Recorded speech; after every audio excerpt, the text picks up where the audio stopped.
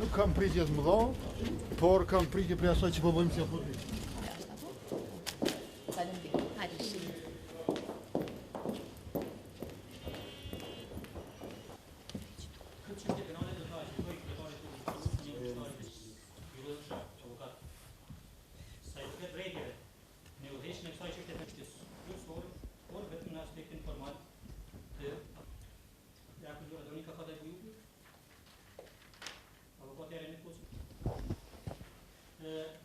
Në qenë se fakti një fillu me vonis, shqiptarë së rëbitës kësu, që janë e civile markuar, sa në një fëmijë që dhe në mund të shkaktojnë ndjekje penale, apo ndonjëtën të ndjekës të vetës, apo vazhdo.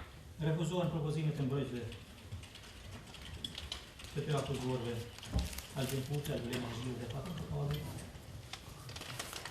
që të njëjtë të ndëpe masa arresht shtëpia, ashtu që vendimi paragraf vetë të përqit. Kjo është gjykimi pa drejt në një shtet të kapur, në një regjim autoritar, dhe ne nga ky proces nuk presim asgjë, por nga opozita e bashkuar presim gjithçka.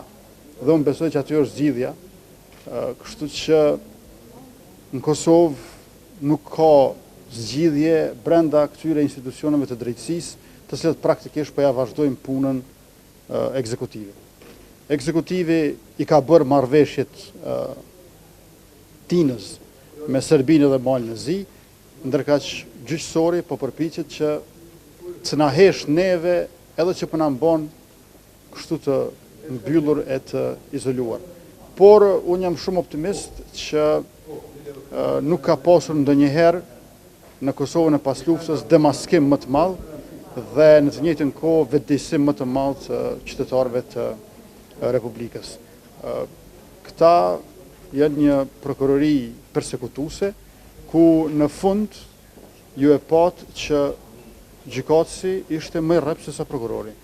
Sa i përket arrestit shtëpiak të zënë të Fatën Topallit, i cili ka nevoja shumë të mëdha shëndetësore. Siç deklarova edhe në gjykatë, ne si deputet nuk jemi në konflikt me ligjin, jemi në konflikt me dy marrëveshje të dëmshme, të cilat po shkatrojnë vendin. Dhe këtë e tha së fundi edhe gjykata kushtetuese. Prandaj të gjitha veprimet tona kanë qenë në shërbim të mbrojtjes së kushtetutës, të mbrojtjes së interesave të shtetit, të sovranitetit dhe integritetit të vendit tonë. Në këtë sallë të kësaj gjykate duhet të jenë përgjegjësit për këto marrëveshje jo kushtetuese, respektivisht kryeministri dhe zavend kryeministri, të cilat sipas kodit penal të nenit 124 kanë shkel ligjin dhe duhet në fakt të përndjeken për tradhti kombëtare. Dhe jo deputetet të cilët kanë mbrojt ligjin, deputetet të cilët kanë mbrojt kushtetutën.